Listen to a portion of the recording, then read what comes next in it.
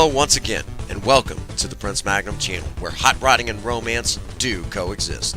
I'm your host, Prince Magnum, and this is the beginning of a mini-series right here on Do-It-Yourself Budget Hot Rodding. Let me explain what's going on.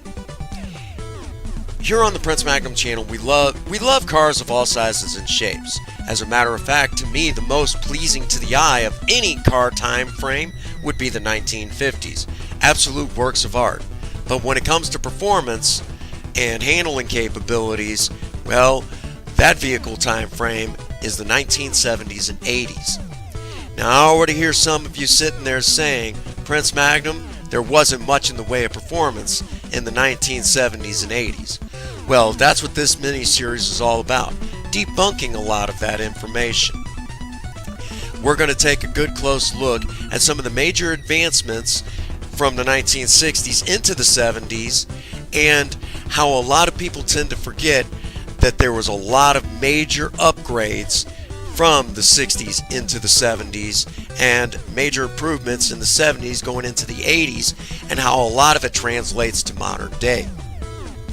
So, if you're a true fan of the Prince Magnum channel, stick around for this mini-series. I promise you, 110%, if you enjoy performance, if you're a true hot rodder, if you're a true gearhead and not just some car guy, this is the mini-series for you right here on Do-It-Yourself Budget Hot Rodding.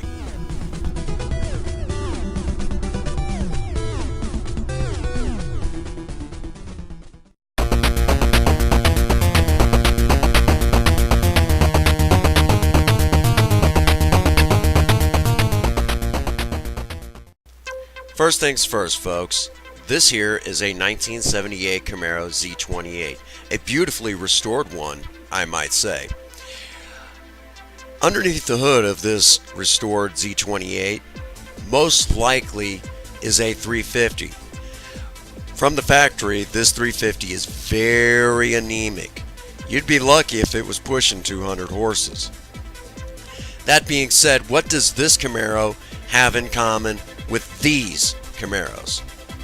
With the exception of the Z28, the green one that's third place in this picture, the rest of them are offered with Chevrolet 350s. Now, the numbers are going to vary from car to car, year to year, but that's not important. All that's important is that it's an engine that can be built, provided how much money you want to spend and what you want to do with it. So that's what we're going to do in this series. We're going to basically take a lot of you car guys and make you gearheads. A lot of you car guys, the first thing that you'll do is you'll read the brochure and you'll start spouting off the horsepower numbers. By turning you into a car guy, you're going to read the brochure, you're going to tear it up, and you're going to throw it aside and say, who gives a crap?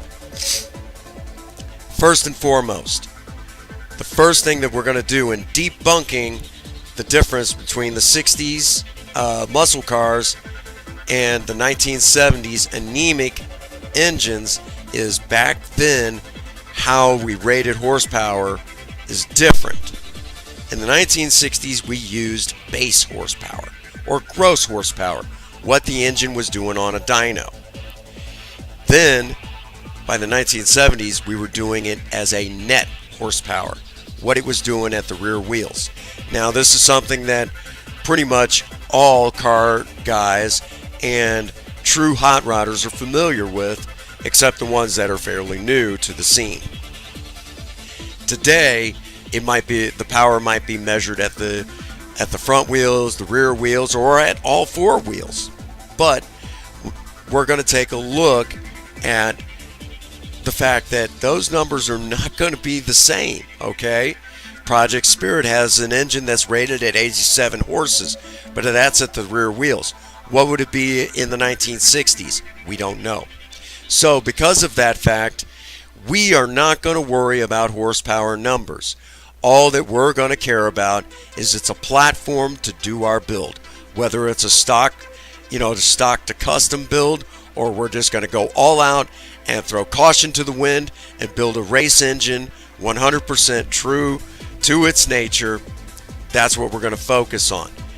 And since this is the Prince Magnum channel, we're going to incorporate what I call the trinity of the daily driven hot rod: performance, reliability, and economy. Because if you can't drive it every day, what's the sense in building it? So you're going to understand by the end of this series why cars of the 70s are so great. On top of that, we're also going to take a look at some of the downfalls of performance in the 70s. We're going to take a closer look at some of the major improvements in performance in the 70s, because there was some that were going on at this time. We're also going to explore the aftermarket, and we're also going to take a look at where some of those advancements in the 70s translates to modern day. So again, even though cars of the 1970s and most of the 80s didn't have much in the way of performance, you had to coax it out. You had to do it yourself. Performance not included. So here in a second, we're going to conclude this awesome intro into this mini series for do-it-yourself budget hot rodding. So I'll see all of you in just a second.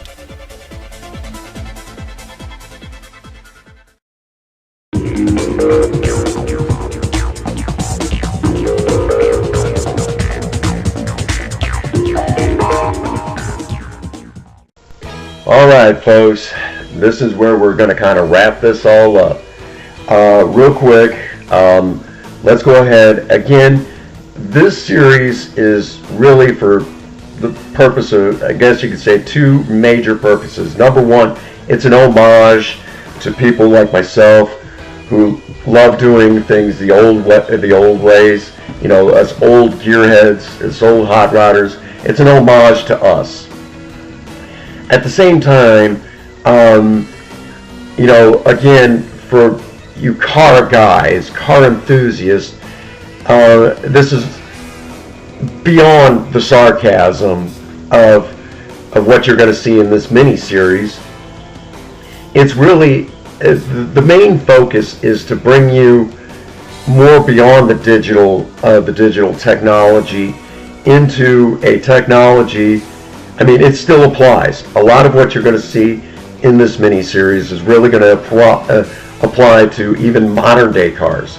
Or at the very least, it's going to show you the progression of automotive technology at the same time. So it's a historical insight. And beyond that also, I know the 5 things to make you sound like a douchebag in the world of hot rod. That video, that was more of a sarcastic poke. This is basically what this is also to remind you. At day's end, numbers don't mean anything as long as you're having a good time. And that's really what hot rodding is all about. It's about having fun. So that's going to be the main focus on this channel, of this mini-series. You know, we're just going to focus on having fun, you know, paying homage to other guys like myself, and really kind of bridging that generational gap of modern hot rodding and car guys and us old school gearheads and what hot rodding used to be about. It's going to really bridge that gap. There's going to be a lot of sarcasm, but there's also going to be a lot of fun and a lot of tech that's going to be involved in this mini-series. So I hope all of you really enjoy that, and I hope I didn't ramble too much. All right, as usual, be sure to hit that like button. Be sure to hit the subscribe button. If you're really savvy, you're going to hit the bell icon. You'll be notified every time we upload a brand new video. As usual, get out there and work on a project. I don't care what it is. Just do something with yourself. Idle hands and a creative mind do not make good bedfellows. If you have a sweetheart, sweep them off their feet. Maybe you might take them for a ride in your project car. Something to be said about cruising still. And as always, for all of you out there, if no one out there has told you that they love you today, Prince Magnum does. God bless you, and have a happy 24. Thank you.